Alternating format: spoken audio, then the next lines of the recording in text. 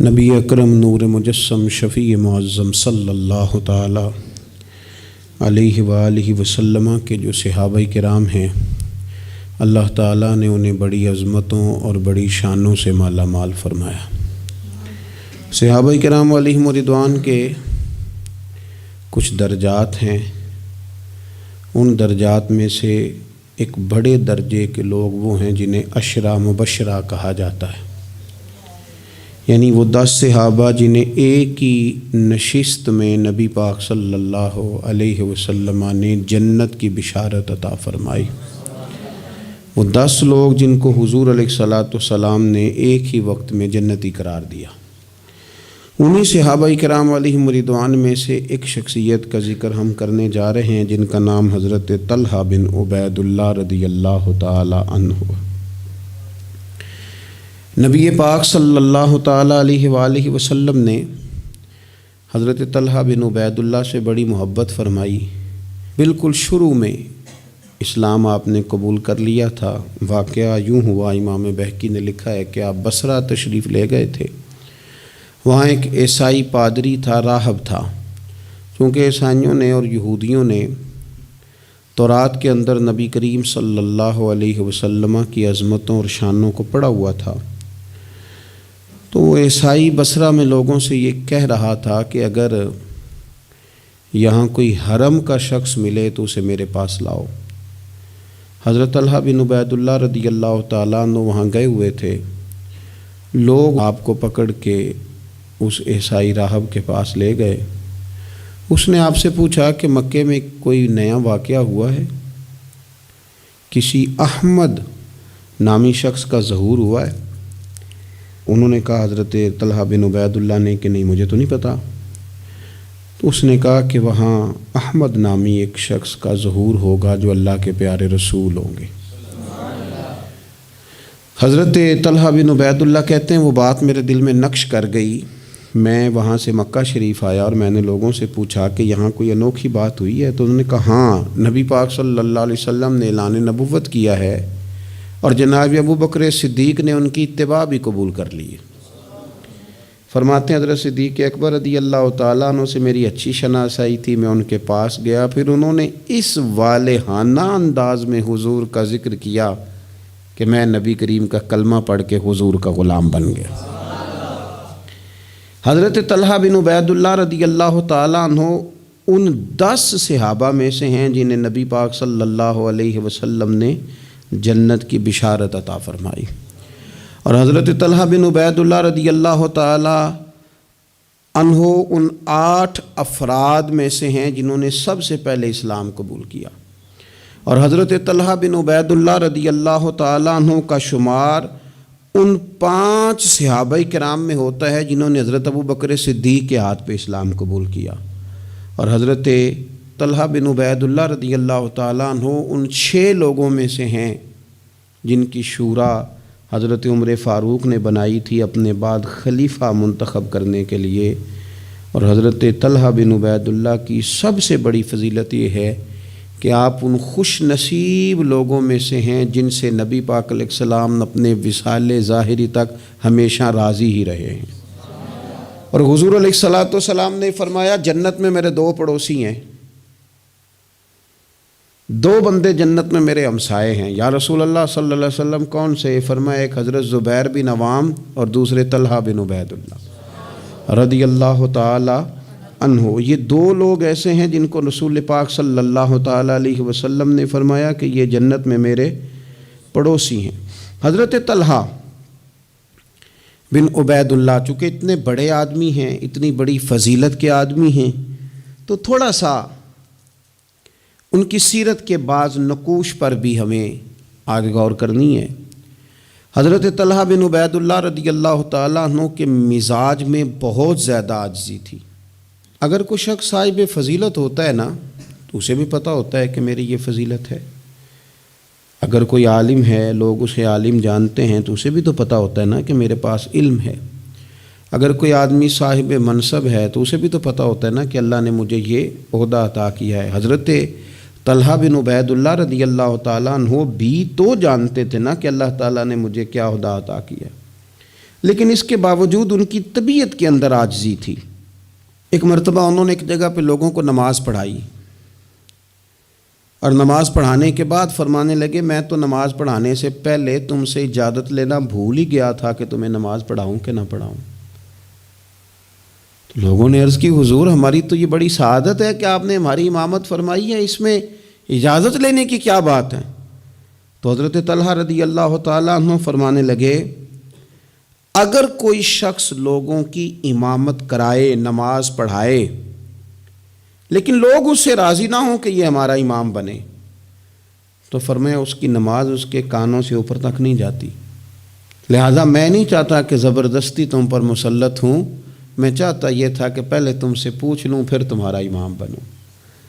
یہ مزاج کی عاجزی، اور طلباء کو، علماء کو، آئمہ کو یہ سبق دینے کے لیے کہ اگر تمہیں اللہ تعالیٰ منصب عطا کرے تو وہ منصب پھر بھی تمہارے اندر عاجزی ہی پیدا کرے، انکساری ہی تمہارے مزاج کا حصہ بنے۔ اللہ تبارک و تعالیٰ نے حضرت طلحہ رضی اللہ تعالیٰ عنہ کو مال بھی عطا فرمایا تھا، لیکن اس کے ساتھ ساتھ خرچ کرنے کا شوق اور جذبہ بھی اللہ نے انہیں دیا تھا۔ ایک شخص پر 30,000 دینار کا قرضہ تھا، سارا ہی انہوں نے اپنے ذمے لے لیا، فرمایا تو بے فکر ہو جا، میں تیرا سارا قرضہ ہی ادا کر دوں گا۔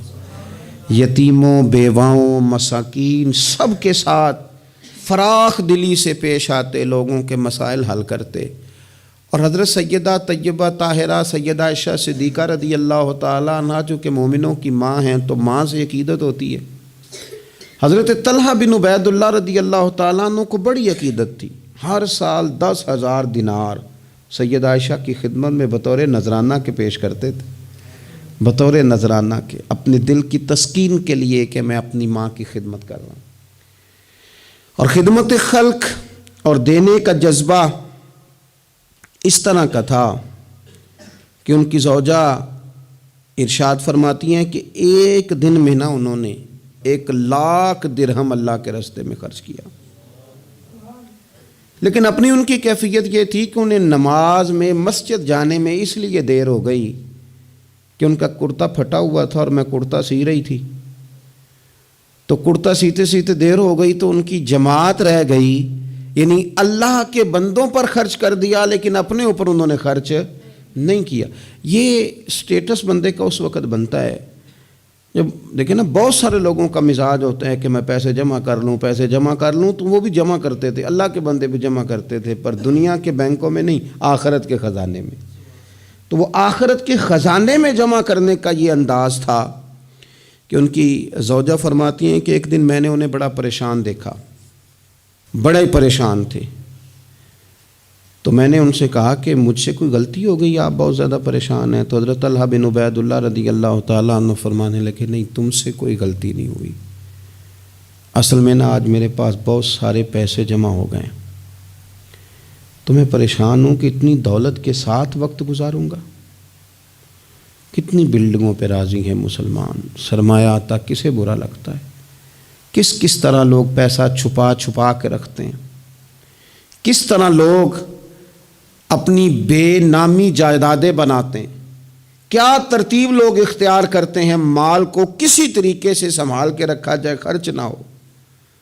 لیکن فرمانے لگے میرے پاس پیسے جمع ہو گئے، پریشان ہوں کہیں رات ہی نہ گزر جائے اسی طرح کے پیسے بڑے رہیں۔ تو آپ کیا لیے فرمانے لگی کیوں پریشان ہوتے ہیں، آپ مجھے پتہ ہے حضور کے صحابی ہیں، آپ کا دل اتنا اجلا اور اتنا صاف ہے کہ یہ دولت آپ کے دل میں وقت گزار سکتی نہیں، جہاں اللہ رسول کے ڈیرے ہوں وہاں دولت کیسے وقت گزارے گی۔ تو آپ اس طرح کریں، اس کو خرچ کر دیں، کچھ بھی نہیں ہوتا، بوجھ اتر جائے گا۔ فوراً ہی لونڈی کو بلایا اور خرچ کرنا شروع کیا۔ تو کتنے خرچ کیے؟ ایک دن کے اندر انہوں نے 4,00,000 دینار لوگوں پر خرچ کر دیے۔ پیسے کو سنبھال کے نہیں رکھا، جمع کر کے نہیں رکھا، اس ترتیب کے ساتھ انہوں نے اپنی زندگی میں خرچ کیا۔ پھر دوسری بات یہ تھی کہ وہ اخلاقیات کے حوالے سے ایک بڑا عمدہ مقام رکھتے تھے۔ حضرت سیدنا کعب بن مالک رضی اللہ تعالیٰ عنہ کا بڑا مشہور واقعہ ہے کہ آپ غزوہ تبوک میں نہیں جا سکے تھے تو نبی پاک صلی اللہ تعالیٰ علیہ وسلم ناراض ہو گئے اور 50 دن تک رسول کریم صلی اللہ علیہ وسلم ناراض رہے۔ حضرت کعب بن مالک رضی اللہ تعالیٰ عنہ فرماتے ہیں کہ ظاہر ہے حضور ناراض تھے تو پھر مجھے لگتا تھا کہ سارا مدینہ ہی ناراض ہے، زمین و آسمان ناراض ہیں۔ فرماتے ہیں چونکہ ہر شخص ناراض تھا اور میں بڑا پریشان تھا، پھر کئی دنوں کے بعد اللہ تبارک و تعالیٰ نے میری توبہ قبول فرمائی، اور جب اس کا اعلان ہوا نا تو فرماتے ہیں سب سے پہلے جس بندے نے اٹھ کے مبارک دی اور بڑی گرم جوشی سے مجھے ملے وہ حضرت طلحہ بن عبید اللہ تھے۔ گویا انہیں اس بات کا شوق ہوا کہ دیکھو اللہ نے ہمارے اس بھائی کی توبہ کو قبول کر لیا ہے، اس پر فضل ہو گیا ہے۔ یعنی اگر کسی کو قرب الہی ملے اور خدا کی رحمت کسی پر برسے تو آگے بڑھ کر اس بندے کو مبارکباد دینا یہ بھی اچھے اخلاق کی علامت ہے۔ اور پھر کچھ لوگوں کا یہ مزاج ہوتا ہے کہ وہ باہر تو بڑے با اخلاق ہوتے ہیں، بڑے با مروت ہوتے ہیں، لوگوں کی بڑی گڈ بک میں ہوتے ہیں، سوسائٹی انہیں بڑا اچھا کہتی، گھر کے اندر ان کی حالت خراب ہوتی ہے۔ گھر والے شکوہ کرتے ہیں کہ یار یہ بندہ ہم سے بھی کبھی اچھے موڈ میں بات کرے، یہ گھر بھی آئے تو کبھی ہنستا ہوا ہے۔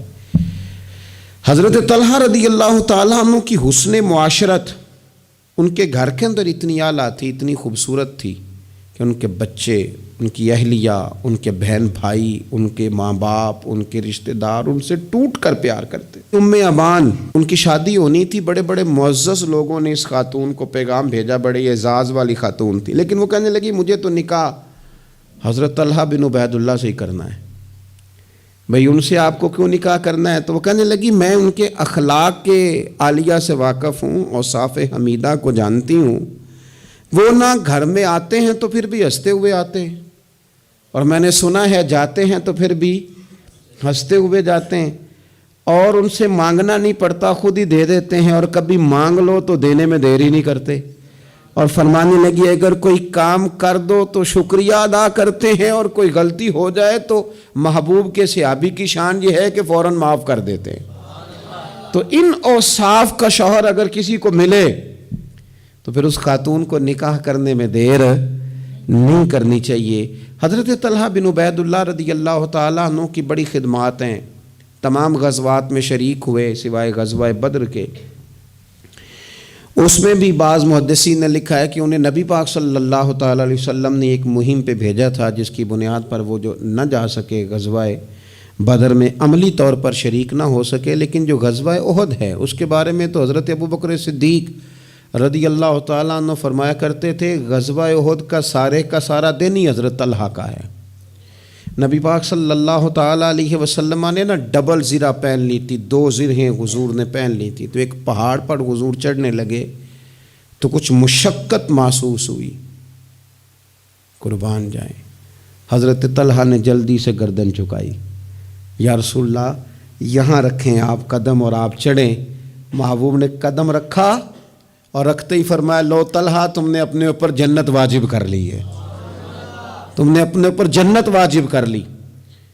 اس دن چونکہ افواہ اڑا دی تھی احد کے دن کفار مکہ نے کہ نبی پاک صلی اللہ تعالیٰ علیہ وسلم کو شہید کر دیا گیا، تو لوگ بکھر گئے تھے، تو جو 12 لوگ نبی پاک علیہ السلام کے ساتھ رہ گئے ان میں حضرت طلحہ بن عبید اللہ تھے۔ جو تیر بھی حضور کی طرف آتا تھا نا وہ اپنا ہاتھ آگے کر دیتے تھے، ان کا ایک ہاتھ شل ہو گیا سارا۔ ان کے وجود پر احد کے دن حضور کو بچاتے ہوئے 70 زخم لگے، تیروں کے، تلواروں کے، نیزوں کے 70 زخم لگے۔ سجنا جان امانت تیری تو جدو مانگ سیں میں پیش کرے ساں، 70 زخم لگے۔ حضرت صدیق اکبر رضی اللہ تعالیٰ عنہ فرماتے ہیں جب ہم حضور کی خدمت میں حاضر ہوئے تو نبی پاک صلی اللہ علیہ وسلم نے فرمایا پہلے طلحہ بن عبید اللہ کو دیکھو۔ کہتے ہیں جب ہم حضور کی خدمت کر کے ان کے پاس گئے تو وہ بے ہوش تھے، زخموں کی شدت کے سبب بے ہوش تھے۔ میں نے ان کے منہ پہ پانی چھڑکا، فرماتے ہیں ان کی آنکھ کھلی تو پہلا سوال انہوں نے یہ پوچھا کہ بتاؤ میرے نبی کریم کا کیا حال ہے، رسول کریم صلی اللہ تعالیٰ علیہ وسلم کی طبیعت کیسی ہے، حضور کے بارے میں بتاؤ۔ کہتے ہیں ہم نے کہا الحمدللہ حضور ٹھیک ہیں، اللہ کے فضل اور احسان میں ہیں، اللہ تعالیٰ نے انہیں محفوظ رکھا ہے۔ تو کہتے ہیں وہ کہنے لگے اگر محبوب ٹھیک ہے نا تو پھر کوئی مصیبت بھی مصیبت نہیں ہے، پھر ساری مصیبتیں آسان ہیں۔ حضرت طلحہ بن عبید اللہ رضی اللہ تعالیٰ عنہ کو اللہ تبارک و تعالیٰ نے شانوں والی زندگی عطا فرمائی، عزتوں والا مقام عطا کیا، اور اللہ تعالیٰ نے انہیں شہادت کی موت عطا فرمائی۔ حضرت طلحہ بن عبید اللہ رضی اللہ تعالیٰ عنہ شہید ہو گئے، لیکن کمال دیکھیے کہ صاحب اسد الغابہ نے لکھا ہے، یہ کمال دیکھیے، کون کہتا ہے ولی مر گئے، قید سے چھوٹے اپنے گھر گئے، تے وارث شاہ کدوں مر دے جنہ کیتیاں نیک کمائیاں نے۔ حضرت طلحہ بن عبید اللہ رضی اللہ تعالیٰ عنہ کو جہاں دفن کیا گیا نا، وہ زمین نشیبی تھی، نچلی تھی، تو اکثر وہاں پانی آ جاتا تھا۔ تو آپ نے وصال کے بعد تقریباً 30 سال کے بعد ایک شخص کو بار بار خواب میں آ کے کہا کہ مجھے یہاں سے نکالو، مجھے یہاں سے نکالو۔ وصال کے بعد بلے شاہ ایسا نہیں مرنا، یہ تے مر گیا ہی کوئی اور، نکالو۔ اس شخص نے پھر حضرت سیدنا عبداللہ ابن عباس رضی اللہ تعالیٰ عنہ کو خواب سنایا، تو حضرت عبداللہ ابن عباس نے ایک صحابی کا مکان 10,000 دینار کا خرید کے حضرت طلحہ بن عبید اللہ رضی اللہ تعالیٰ عنہ کی مقدس لاش کو وہاں سے نکال کے وہاں دفن کیا۔ کہتے ہیں کہ 30 سال کے بعد ان کی مقدس لاش کو ایک جگہ سے دوسری جگہ منتقل کیا گیا، لیکن جسم اسی طرح ہی تر و تازہ تھا۔ بعد مرن دے مکھڑا میرا ہو جاوے نا تازہ، سمجھ لینا محبوب میرے نے آن پڑھیا جنازہ۔ اسی طرح جسم تر و تازہ تھا، 30 سال کے بعد انہیں دوسری جگہ منتقل کیا گیا۔ یہ حال ہے ان کے غلاموں کا، تو پھر سرکار کا عالم کیا ہوگا؟ تو زندہ ہے واللہ، تو زندہ ہے واللہ، میرے چشم عالم سے چھپ جانے والے۔ اللہ تعالی ہمیں حضرت سیدنا طلحہ بن عبید اللہ رضی اللہ تعالیٰ عنہ کے فیض سے فیض یاب فرمائے۔ آخر دعوانا ان الحمدللہ رب العالمین۔